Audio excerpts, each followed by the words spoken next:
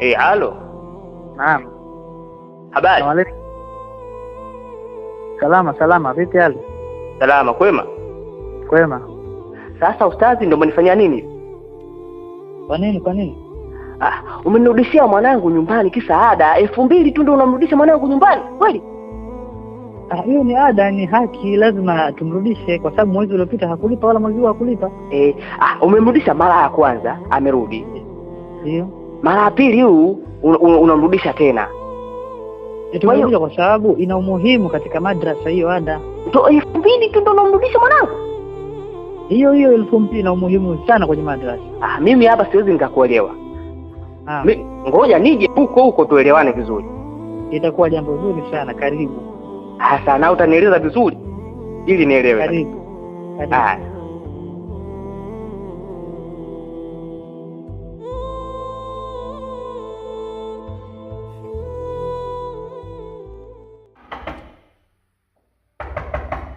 Karibu.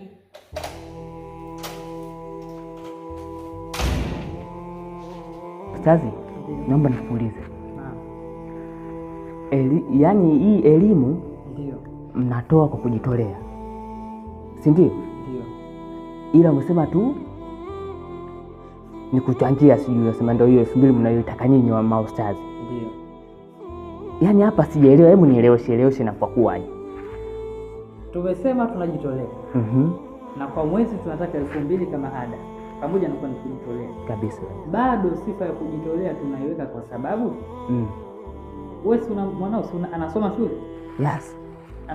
Unalipa ada, unamlipia shilingi ngapi ada shule? Hapa kwenye 600,000 ndio mpaka 800,000 hadi milioni.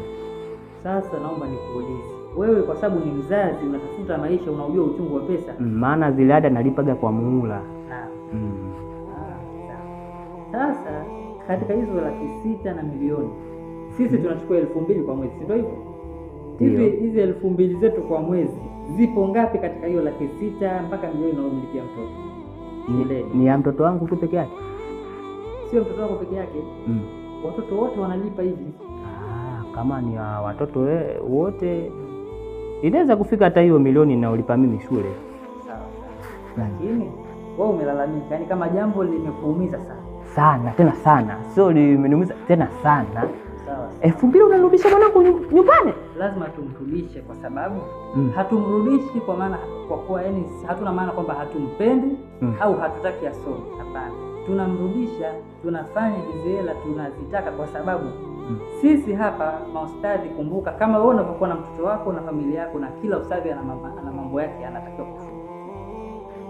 Kwa hiyo huyo ustadhi hawezi ukamwachia mtoto wako anakufundishia hapa, anakaa masaa hakushindwa naye kutoka kwenda kufanya kazi kama unafanya wewe, hajashinda.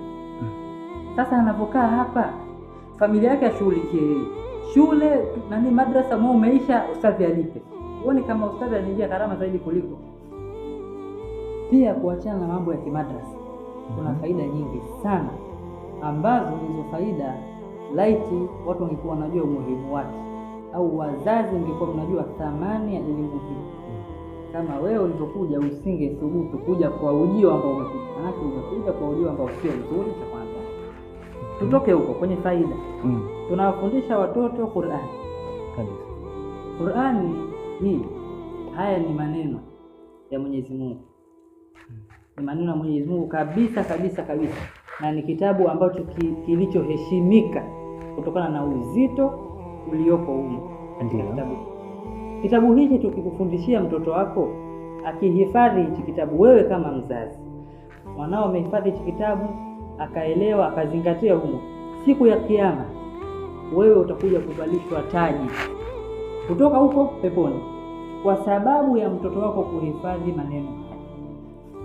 Lakini kwa kuhifadhi haya maneno unamfanya mtoto wako kuwa na maadili mazuri, kwa sababu huu ndio mwongozo wa maisha maadamu, mwongozo wa kila kitu kipo. Hamna kitu ambacho hapa. Mtoto wako atajua umuhimu wako wewe kama mzazi, akufanyie wema, unatakiwa reactivate anapokuwa na wewe haya maneno haya. Lakini huko shule wana mambo haya hapo. Atasoma, atapata cheti chake, atamaliza na degree yake, anakwenda anafanya kazi, wewe mzazi hakujui. Lakini hapa kuna kila kitu ya kidunia, ya akhera, yote humu hapa. Sasa nataka nikuulize swali. ikiwa wewe utavalishwa taji, tunakuja tu na hiyo taji kutoka peponi, hivi kitu gani cha thamani hapa duniani kwenye hilo taji tu? Kwa sababu Mwenyezi Mungu anasema haya mambo ya peponi hakuna mtu ambaye amewahi kuyaona wala kusikia. Je, thamani yake utailinganisha na nini kwenye dunia? Kuna kitu cha kulinganisha kweli hapo? Hapana ustazi.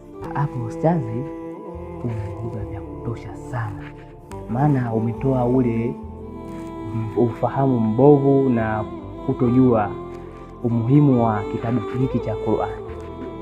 Maana tunaona baadhi ya watoto wenzetu na jirani zetu wamesoma vizuri na matokeo pale yanaonekana, watoto wanaishi vizuri, wana maadili mazuri. Mimi hili sikulijua na wazazi wengi hatujui. Si tunajua nyie kama ndo wale masheada, lete ada tule, asome asisome atajua mwenye. Kumbe nyinyi bwana mpo vizuri. Mimi nashukuru kwa hilo, na hili naomba liwe funzo kwa wazazi wengine. Sawa.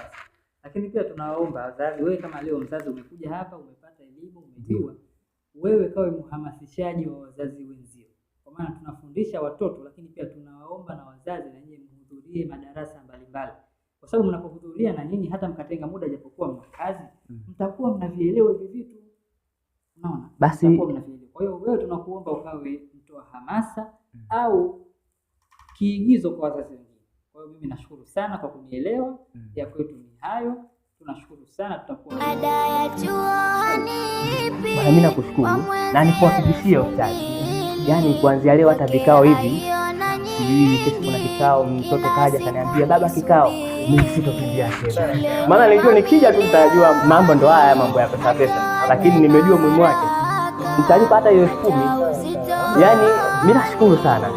Haya bwana, ukae na kazi njema hapo, fundishia wanetu bwana. Haya bwana ustadi.